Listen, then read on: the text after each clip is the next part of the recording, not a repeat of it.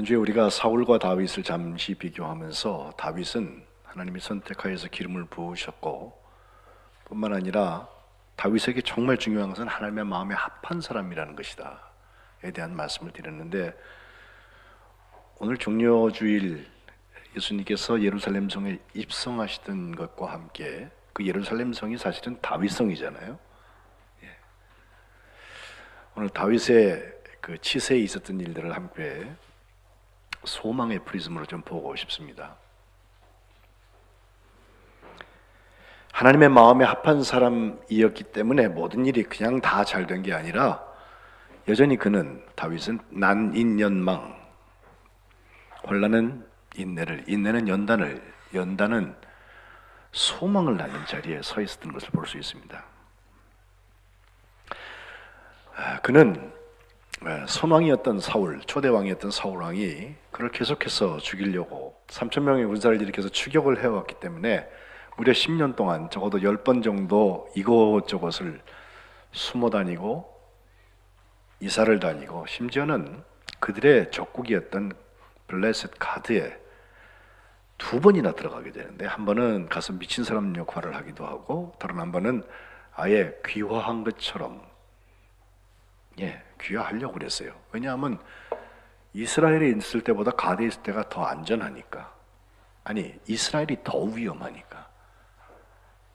마치 쿠데타를 일으킨 사람처럼 사울은 그를 끝없이 괴롭히는 것을 볼 수 있습니다. 그런데 이제 사울이 하나님의 버리심을 받아서 길보아 전투에서 자기 아들들과 함께 죽음을 맞이한 다음에 이제 사무엘 상이 끝나고 사무엘 하로 넘어가는데, 그때 다윗이 한 일을 보면 참 대단합니다. 앓던 일을 뺀 것 같고 이제 자기가 난인연이 끝나고 망에 들어간 것 같잖아요. 소망의 자리에 간 것 같잖아요. 이루었잖아요. 그런데 그것을 이름으로 여기지 아니하고 여전히 선왕에 대하여서 애가를 만들어서 슬픈 노래로 그를 추모하고, 특별히 사울의 아들이었던 요나단하고 자기는 절친관계입니다. 그래서인지 더욱더 그 가족을 위한 돌봄, 그것을 하고 있습니다. 그런데 이제 하나님께서 그에게 주신 기회가 열리기 시작해서 먼저 헤브론 중심으로 해서 남유다의 왕이 되고 7년 조금 넘도록 남유다를 통치한 다음에 북이스라엘에 세워졌던 나라가 망하면서 북이스라엘의 장로들이 찾아와서 우리까지 다 같이 다스려달라고 그래서 그때부터 33년, 도합 40년 동안을 왕으로 섬기게 됩니다. 그런데 다윗이 통치하면서 가졌던 가장 큰 원칙이 있었다면, 그 난인 연망에 보여지는 것 제일 먼저 중요한 것은 역시 하나님과 소통하는 길이 있었다는 거예요. 이걸 우리는 다른 말로 기도라고 하죠. 그러니까 제일 먼저 하나님 앞에 길보아에서 이제 왕이 죽어가지고 그걸 다 선왕이 죽어서 조상을 한 다음에 그가 등극하는 장면을 보면 사무엘 하 2장에 보면 여호와께 여쭈었다고 그랬어요. 내가 유다의 항섭으로 한 성읍으로 올라가야 갔으면 좋겠습니까? 갑니까? 라고 물었더니 하나님께서 올라가라. 또 묻습니다. 어디로 갑니까? 그랬더니 헤브론으로 가라. 그래서 헤브론으로 간 거예요. 다윗이 가보니까 유다의 많은 성읍 중에서 내가 여기가 좋겠다 그래 간 게 아니고, 하나님께 물어보니까 하나님께서 그렇게 대답해 주셔서 그대로 간 거예요. 그게 다윗의 원칙이에요. 그가 처음 만났던 전쟁 대상은 역시 블레셋이었는데 르바임 골짜기에서 꽤 많은 병력을 갖춰가지고 왔습니다. 이제 싸움을 해야 되는데 사무엘하 5장 19절에 보면 역시 마찬가지입니다. 하나님께 여쭈어서 묻기를 내가 블레셋 사람에게로 올라가야 하리까? 여호와께서 그들을 내 손에 넘기시겠습니까? 라고 물어봐요. 아니 무슨 전쟁을 하는 왕이 그렇죠? 전력 비교를 하고 전략을 짜고 우리 같으면 그게 먼저일 것 같은데 그렇지 않습니다. 하나님께 묻는 게 먼저입니다. 또 하나님께서 틀림없이 그에게 대답해 주십니다. 올라가라! 내가 반드시 블레셋 사람을 네 손에 넘기겠다. 그래서 바알 브라심이라는 곳에 가서 그들을 다 친 다음에 하나님께서 물을 흩어버리는 것처럼, 베라즘이라는 게 흩어버렸다는 뜻이거든요. 바알을 다 흩어버렸다. 그래요. 그 사람들이 그냥 자기들이 갖고 왔던 우상들을 다 놔두고 도망가 버렸다. 다윗이 다 그걸 청소해 버렸다라고 성경은 기록하고 있어요. 그런데 그 다음에 또 한 번 전쟁이 일어나는데 그 블레셋 사람들이 다시 올라와서 그를 그바임이라는 골짜기에 몰려가지고서 진을 가득하게 치고 있는데 23절 가보면 다윗이 또 하나님께 여쭙니다. 하나님, 올라갈까요? 그 아마 그렇게 물어봤겠죠. 성경에 나오진 않아요. 물어보니까 하나님께서 대답하시는 것은 올라가지 말아라. 그들 뒤로 돌아서 뽕나무 숲을, 거기 맞은편에서 그들을 기습하는데 뽕나무 꼭대기에서 걸음 걷는 소리가 들리거든. 그때 공격해라. 그때 나 여호와가 너보다 앞서 나아가서 블레셋 군대를 치리라 라고 하나님께서 말씀하세요. 하나님이 앞서 가시면서 전쟁을 하고 이겨놓으신 것을 따라가는 게 기도예요. 다윗이 여호와의 명령대로 행하여서 블레셋 사람을 쳐서 게바에서 게셀까지 이르렀다. 25절에 기록합니다. 오늘 순례자들도 마찬가지고 아예 그리스도인들 전부가 기도를 하기는 하는데 언제 합니까? 라고 물으면요, 마치 사형수를 사형 집행하기 전에 너 마지막으로 할 말 있냐? 없다. 그럼 기도할 시간 줄게. 그때 기도하는 것처럼 끝에 가서 기도를 합니다. 일이 있은 다음에 마무리를 하나님께 드리는 건 나쁜 거 아니에요. 그러나 우리의 기도의 순서는 다윗처럼 일이 있기 이전에 하나님께 여쭙는 것입니다. 하나님 이거 해주세요라고 구하는 게 아니라 하나님 어떻게 할까요? 라고 물어보는 거예요. 그리고 하나님의 응답을 받고 명령을 따라서 하는 거예요. 다윗의 통치 원칙이 여기 있었습니다.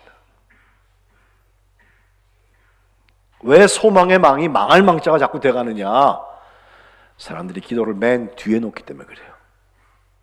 기도는 모든 일에 우선돼야 할 과제입니다. 하나님과의 소통이 있습니까?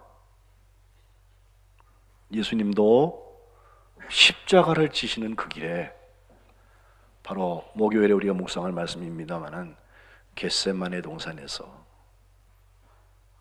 떨어지는 땀방울이 빗방울같이 되도록 간절히 기도하셨습니다. 아버지여, 할 수만 있거든 이 잔을 내게서 옮기시옵소서. 그러나 나의 원대로 마옵시고 아버지의 원대로 하옵소서.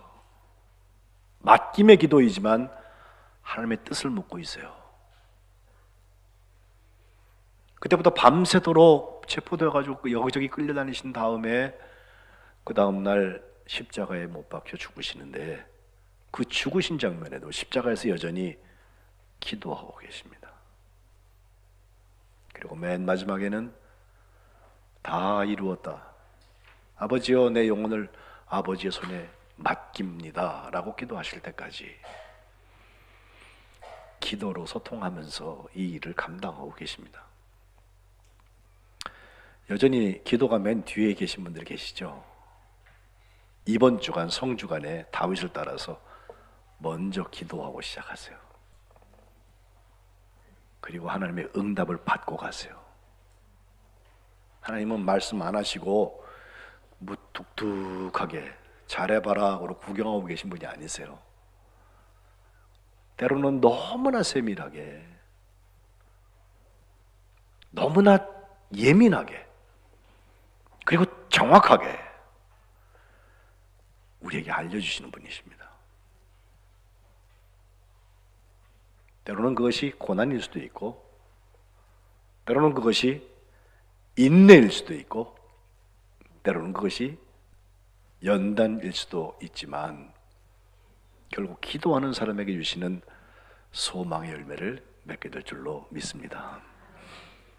두 번째로 다윗의 난임연망, 그 소망의 사건 통치행위를 가만 보면 그가 가장 먼저 해야 될 사역이 무엇이었을까? 원칙은 기도하면서 하는 것인데 사역이 무엇이었을까? 하나님의 말씀입니다. 그래서 그는 자기가 이제 통일 왕국을 이루고서 6장에 가보면 그가 필생 사업으로 제일 먼저 해야 될 일은 뭘까? 하나님의 말씀 법궤 가지고 오는 거예요. 뺏겼던 법궤가 지금 중간에 와 있거든요. 그게 마음에 늘 답답했어요.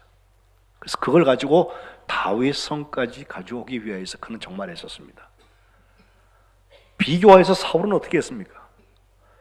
사울도 하나님께서 전쟁할 때마다 이기게 하시고 하나님께서 잘 되게 하신 것을 자기가 경험하게 되는데, 그와 같은 때에 특별히 아말렉의 아간 왕과의 전쟁에서 크게 이겼을 때, 우리가 지난주에도 본 것처럼 순종이 제사보다 낫고 이 야단 맞을 때 그가 한 일을 보면, 갈멜에 이르러서 자기를 위해서 기념비를 세워놓고 그리고 발길을 돌려서 길갈로 갔다는 얘기를 사무엘이 들어요. 하나님이 싸우셨어요. 하나님이 이기셨어요. 그래서 넘겨주셨어요. 그런데 자기 이름으로 기념비 올리는 게 더 중요해. 그러니 하나님께서 그를 버리시는 게 맞아요. 하나님의 말씀은 진멸하라, 다 죽여라고 그랬는데 진멸하지 않습니다. 하나님의 말씀을 따르는 것보다 중요한 것이 백성들의 말을 청종했기 때문에 내가 그렇게 했다고 변명하는 거짓말이 더 중요해요. 슬쩍슬쩍 넘어올라 그러지 마세요. 코에 걸면 코걸이고 귀에 걸면 귀걸이가 아니에요. 코걸이는 코걸이고 귀걸이는 귀걸이에요. 진멸하는 건 진멸하는 거예요. 그러나 다윗은 하나님의 교회를 다윗성으로 옮기는 것이 너무 소중해서 하나님께서 이기게 하실수록, 그리고 시온산성 그것을 빼앗아서 다윗산성으로 이제 그에게 허락해 주신 것을 생각할 때 정말 하나님의 말씀이 들어와야 되겠구나. 3만 명이나 뽑아가지고 바알레 유다로 가서 아비나답의 집에서부터 새 교회 그 수레에다가 교회를 얹고 출발해서 오는데, 그때 오케스트라를 동원해요. 악기도요, 수금, 비파, 소고, 북이죠. 또 앙금, 제금, 하여튼 그가 할 수 있는 모든 걸 동원해가지고 하나님 앞에서 찬양하고 연주하면서 하나님의 말씀을 싣고 가는 거예요. 물론 오다가 우사가 그 잘못 건드려가고서 거기서 죽기도 하고, 그래서 뭐 한 3개월 동안 오벳 에돔이라는 곳에 그 사람의 집에 두기도 하셨는데, 다시 가가지고서는 그 법궤를 끌고 올 때, 사무엘 하는 그렇게 간단하게 설명했지만 역대기나 열왕기에 보면요, 마치 모세가 하나님의 말씀을 받아든 다음에 40년 동안 광야를 행진할 때 레위인들한테 메고 대형을 갖추어서 성결하게 하고 준비해서 가게 했던 것 똑같이 따라합니다. 하나님이 혹시라도 진노하실까 봐 하나님의 말씀을 가져오기 위해서 하나님의 말씀대로 하는 것입니다. 그러면서 정말 놀라운 것은 그가 여호와 앞에서 뛰놀았다는 거죠. 제가 목사의 아들로 태어나서 어려서부터 교회에서 컸습니다. 그러다 보니까 교회에서 거룩하게 예배드리는 것에 대해서 많이 보고 배웠어요. 믿으면 선배들이 다 그렇게 하시니까 그게 거룩한 건 줄 알았어요. 첫째, 표정이 없어야 합니다. 웃겨도 웃으면 안 됩니다. 끝까지 안 웃을 수 있어요, 전. 슬퍼도 슬픈 표정 하면 안 됩니다. 어떻게 경거망동 하나님 앞에서 막 울고불고 짜고 하느냐, 안 됩니다. 예배 중에 무슨 느낌이나 하나님이 주시는 말씀이 있어도 그 말씀 때문에 아멘 하면 안 됩니다. 조용하고. 사실 하나님께서 전쟁하실 때는요, 너희는 잠잠하라 그렇게 되어 있는데 예배할 때 잠잠한 사람이 있어요. 물론 언어에 장애가 있는 분들한테는 제가 뭐 그걸 익스큐즈 할 수 있습니다만은, 그렇지 않은 분들은요, 여호와 앞에서 뛰노는 거예요. 이것도 조금 실성한 사람 같아요.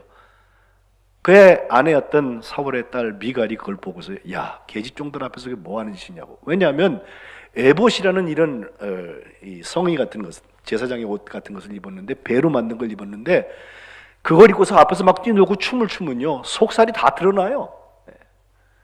그래가지고서는 채통도 지키지 못한다고 존경을 잃었다고 지청구 아닌 지청구를 하는데 다윗은 그것보다 중요한 것이 여호와 앞에 뛰어노는 것입니다. 하나님의 말씀이 회복되고 있는데 이 감격을 주체할 수가 없습니다. 이것이 다윗입니다. 그리고 나서는 하나님의 집을 짓기를 원했습니다. 하나님께서 내게 다윗성을 주셨는데 여기에 하나님의 집을 지었으면 성전을 건축했으면 하는 마음이 있었지만 역시 역대상 22장에 가보면 하나님께서 너는 전쟁하느라고 피를 많이 흘렸잖아. 그러니 내 아들 중에 내 후손 중에 내 씨 중에라고 되어 있는데 내 아들이 성전을 건축한다 해서 그 다음 솔로몬이 하나님의 집을 짓게 됩니다. 다음 때에 일어날 일인데 사무엘하 7장에 가보면 다윗이 하나님 앞에 기도해요. 만군의 여호와 이스라엘의 하나님이여 주의 종의 귀를 여시고 이르시기를 내가 너를 위하여 집을 세우리라 하셨으므로 주의 종이 이 기도로 주께 간구할 마음이 생겼습니다.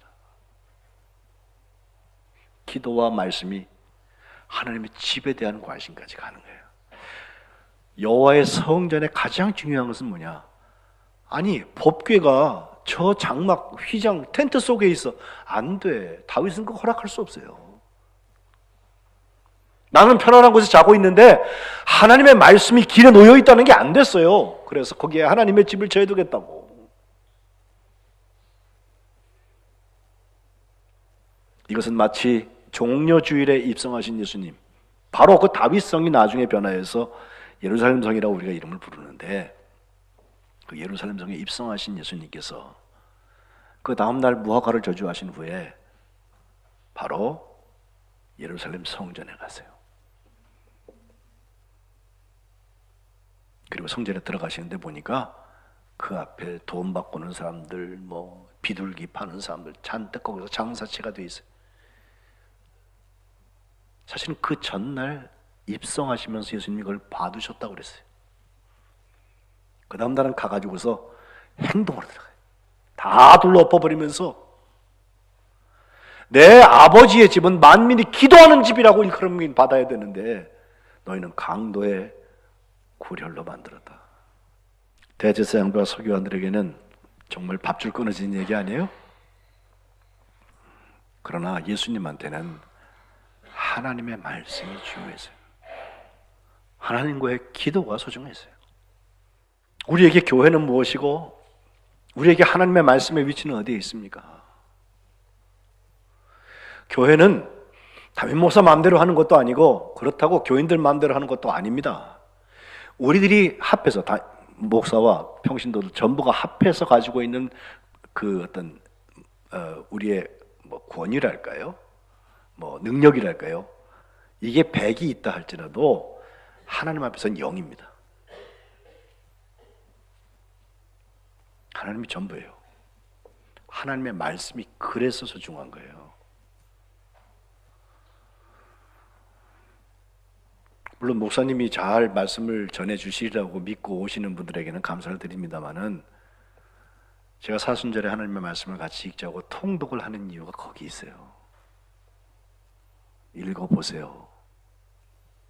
참여하세요. 낭독도 하세요. 지나간 거 빠졌으면 복습도 하세요. 그러면서 오늘 하나님께서 내게 어떤 말씀 주실까? 이것이 강도의 소굴에서부터 기도하는 집, 그리고 하나님의 말씀이 중심된 삶으로 바뀌어가는 것입니다. 다윗이 그것 때문에 하나님의 마음에 합한 사람이라고 나뉜 연망을 살 수 있었던 것입니다. 예수님도 십자가에서 하신 말씀들 중에 가만 보면 시편에 있는 말씀을 자꾸 외우셨어요. 예. 이 거룩한 주간에 하나님의 말씀이 우리에게 다시금 회복되고 하나님의 말씀으로 하나님 나라의 중심된 소망을 사시기를 주님의 이름으로 축복합니다. 마지막 하나는 오늘 본문에 나오는 이야기인데 다윗은 회개하는 데 성공했던 사람입니다. 사실 사무엘하 전부가 다윗의 치적에 대한 이야기예요. 11장을 중심으로 꺾여요. 11장에 그가 뭘 했습니까? 자기의 군인 중에서 우리아라는 사람의 아내 바세바가 하필 예루살렘에서 다 전쟁을 벌이고 있는데 자기는 예루살렘 궁에서 이렇게 보니까 멀리 목욕하고 있는 걸 봤어요. 그리고 정욕이 끌려가지고선 그 여인을 불러다가 정을 통하게 되었는데 하필 임신이 됐잖아요. 다윗이요, 그때까지만 해도 그것도 잘못된 거지만 이제 머리가 돌아가기 시작하는 거예요. 죄는요 기가 막혀요. 예? 사람을 통째로 먹습니다. 이걸 덮기 위하여서 자기 나름대로 전략을 짜. 야, 우리아 빨리 휴가 보내. 데리고 와. 그래갖고 우리아를 오라 그래갖고 잔뜩 먹인 다음에 우리아 아내인 바세바하고 잠을 자게 하면은 혹시 그 임신한 게 무마될까봐. 근데 우리아가요 왕의 말을 안 들어요. 우리 군사들이 지금 전쟁에서 싸우고 있는데 내가 어떻게 아내를 품느냐. 안 들어간다고. 집에 안 들어가요. 2번 해도 안 돼. 하나님께서 원하시는 일은 따로 있는 것 같아요. 다윗이 어쩔 수가 없어서 이 우리아를 저 전방에다가 제일 앞에다 집어넣고 공격한 다음에 제일 앞에 썼을 때 다 후퇴해버리라고. 그래서 혼자서 죽게 했어요. 이 모든 것은 하나님이 보시기에 악했다. 사무엘하 11장 27절에 기록되어 있습니다. 그가 죽고 나니까 그 바세바를 자기의 아내로 불러가지고 합법적인 절차를 겪은 것처럼 잘 덮어놨어요. 근데 여호와의 보시기에 악했어요. 오늘 12장 말씀을 읽었는데 바로 이것이 나단 선지를 통하여서 다 드러나는 것입니다. 나단이 와서 한 얘기가 있죠. 어느 마을에 2 사람이 살았는데 하나는 되게 부자예요. 소와 양이 잔뜩 있어요. 근데 하나는 사람은 참 가난한 사람이라서 새끼 암양 1마리 있는데 이게 거의 식구예요. 같이 먹고 같이 마시고 같이 잠자고 자기 딸처럼 되었다 이렇게 되어 있어요. 나단이 하는 얘기예요. 근데 어느 날 그 부자네 집에 손님이 왔는데 손님이 온 걸 가지고 자기 양, 소 다 그렇게 많은 사람이 그건 냅두고 하필 그 가난한 사람의 단 하나밖에 없는 그 암양 새끼 그걸 잡아가지고서 요리를 해줬단 말이야. 이 얘기를 듣다 말고선 다윗이 화가 잔뜩 났습니다. 내가 여호와의 사심을 두고 맹세한다. 그 사람 반드시 죽을 사람이다. 죽여야 된단 말이죠. 또 그가 불쌍히 여기지 아니하고 이런 일을 행했으니 양새끼를 4배나 갚아줘야 된다라고 말을 했는데 바로 거기다 대고 오늘 본문 7절 나단이 한마디 하는 게 정말 기가 막힌 얘기입니다. 아타 하이쉬 당신이 그 사람이라. 당신이 그 사람이라. 하나님께서 너를 구원하셔서 사울의 손에서부터 너를 구원해 주셨지. 왕으로 기름 붓기 위해서. 또 모든 걸 주셨잖아. 혹시 모자랐으면 이것저것 더 주셨을 거야. 그런데 9절에 어찌하여서 내가 여호와의 말씀을 업신여기고 하나님 보시기에 악을 행했느냐? 이제 내가 칼로 햇사람 우리아를 치는데 우리 군사도 아니고 암몬 자손의 칼로 죽이고 그 아내를 빼앗아서 내 아내로 삼았다 하면서 나를 업신여겼고 그 밧세바를 빼앗아서 아내로 삼았으니 칼이 내 집에 영원토록 떠나지 않는다 하고 선언했어요. 집에 재앙을 일으키고 내가 내 눈앞에서 내 아내를 빼앗아서 내 이웃들한테 막 줄 거다. 너는 은밀히 행했지만 나는 백주대낮에 이 일을 뻔뻔하게 해버릴 거다.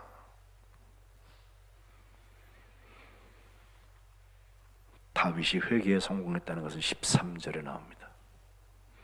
다윗은 나단한테 깨달은 즉시 내가 여호와께 죄를 범했습니다. 회개는 나중에 하는 거 아니라고 그랬습니다. 깨달아지면 그 자리에서 하는 거예요. 진실되게 하세요. 내가 하나님께 죄를 범했습니다.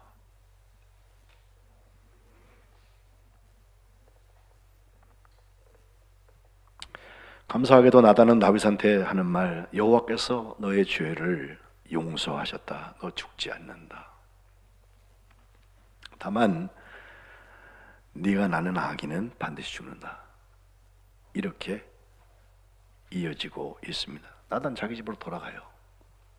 실제로 그 바세바가 아기를 낳게 되는데, 아기를 낳은 다음에 갑자기 하나님께서 그에게 심한 병을 주셔가지고 시름시름 앓다가 7일 만에 죽어요. 이름도 안 나와 성경에는. 예? 근데 그 7일 동안 다윗이 금식하면서 하나님 앞에 매달리는 거예요. 하나님 살려주세요. 살려주세요. 날 용서해 주세요. 내가 죄를 졌지 제가 죄를 졌습니까? 뭐 이런 거 했겠죠. 예? 성경에는 안 나와요. 어쨌든 금식하고 기도했다고 그랬어요. 근데 하나님께서 돌이키지 않았어요. 그 아이를 데려가셨어요. 신하들이 왕의 아이가 죽었는데 그걸 왕한테 알리고 싶은데, 왕한테 알렸다가 왕이 너무 상심할까 봐 말도 못하고 있는데 다윗이 낌새로 아는 거예요. 수근수근거리는 게 죽었구나. 내 아들 죽었냐? 네. 그러니까 또 다윗이요 벌떡 일어나가지고선 야, 밥 차려. 옷 새로 입고서 밥을 막 먹어도 돼요. 그 신하들이 그때까지 조마조마했잖아요. 우리도 장례식장 가면은 함부로 못하잖아요. 게다가 왕이 자기 아들이 그렇게 금식하면서 일주간 매달렸던 아들이 결국 죽었는데 아무 일 없다는 듯이 오히려 밥을 먹어야 되니까 어쩐 일입니까? 라고 묻거든요. 그때 다윗이 하는 말, 아이가 살았을 때 내가 금식하고 온 거는 혹시 여호와께서 나를 불쌍히 여기셔서 아이를 살려주실는지 누가 알까 해서 그렇게 한 것이다. 지금은 죽었다. 내가 어찌 금식하랴? 내가 이 아이를 다시 돌아오게 할 수 있느냐? 나는 그에게로 가려니와 그는 나에게로 돌아오지 아니하리라.